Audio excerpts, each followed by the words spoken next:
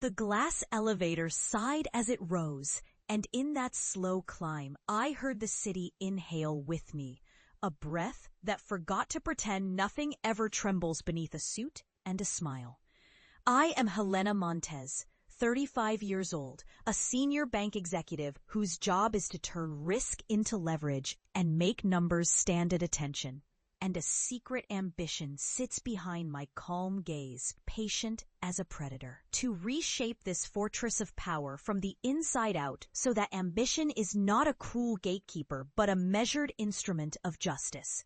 I want to move beyond the whispered ceilings of the hallway to the top where the decisions are made in the open and the shadows have to learn to stay quiet. And I know that every action I take writes a line in a ledger that can either trap me or free me. So I choose proof over bravado, proof over pride, proof over the quick ego that would grab a headline and pretend it is fate. The event that frames this episode arrived on a night I hoped would be quiet. A night when I planned to review forecasts and let the city's murmurs fade into the hum of cooling machines. I trusted a man I believed understood the map of my life. The man who walked beside me through early mornings and late nights. The man whose promises sounded like the soft clack of a key turning in a lock that would open a future I could hold in both hands. He did not keep those promises. He did not even pretend to. Instead, he slipped toward a confidante I had treated like family, a woman I had lifted up when she needed a hand and trusted with the kinds of secrets you only tell someone you believe will guard them as if they were your own.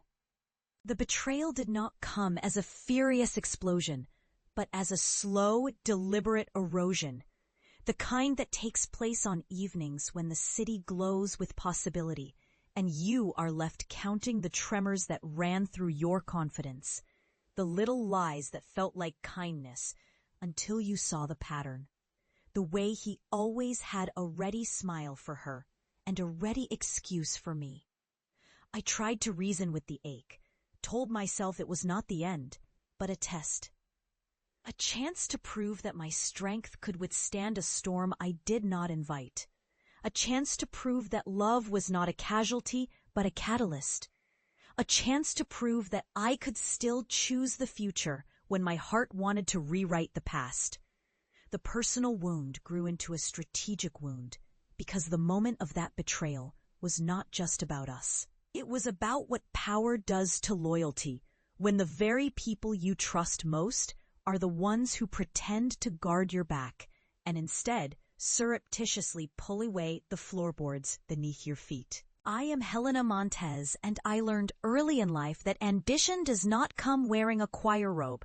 It comes wearing a tailored suit, a careful voice, a nerve that does not twitch when the world expects you to. The plan began with the idea that a clean wound can become a clean wound cleaning itself if you sit with it long enough and ask the right questions. I would not pretend the wrong had never happened. I would not pretend that the sting would vanish if I ignored it. Instead, I would convert that sting into a discipline, into a method, into a restructuring that would force the truth to surface and force the weak to reveal themselves and the strong to prove their resilience. The method would place him where the light shines the brightest and the risk of failure is most visible. The place where a single misstep could topple him and a single correct move could lift him to a position I would respect, not reward, if he deserved it. So I created a path that would place him under my direct oversight, in a team that would test his judgment and expose his patterns, in a role that would demand a level of accountability he had not shown in his bravado with her. He would not vanish from my life or from my plans. He would reappear in the very center of my domain, where every decision comes with a footprint, and every success must outlive the rumor that he barely earned it. The city has a way of whispering about every moral compass, but I had learned to listen to the compass itself, to the needle that moves with data and discipline, and I would let the facts do the talking while I held the hand that steadied the ship. The move was not about petty revenge. It was about proving to those who watched that a wife to power is not a whisper in the wings, but the key on the first ring of the bell. I told the other leaders that this was talent, this was growth, this was a chance to test a new dynamic and a new way of thinking about risk. They nodded, not with the ardor of believers, but with the calm of people who respect outcomes more than intentions. And I let it proceed with the quiet confidence that comes from knowing you have walked through storms and kept your feet dry by choosing the right harbor. When he appeared in my doorway, the years dropped from him like a coat shed in the spring, and I saw the trick of charm in a new light.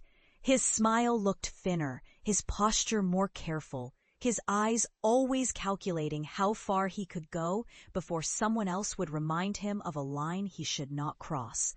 He expected to walk into a room where forgiveness is easy and the past is simply a memory you can forget when it is convenient or comfortable for him to forget it. He did not expect the room to be mine, or that I would have a new set of rules ready for the moment he realized the old rules had changed.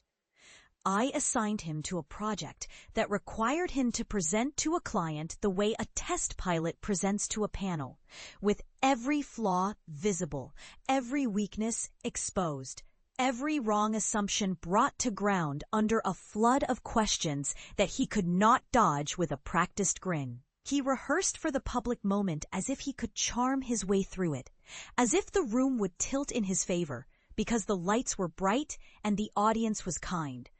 But I listened to the clock in the corner and watched the reactions of the audience, and I saw the first crack, a tremor in his voice when a question hit a sore nerve, a slip in his logic when he could not smooth over a misstep with a witty aside. It was not enough to trap him with the truth alone. He would stack his defense. He would try to rewrite a memory.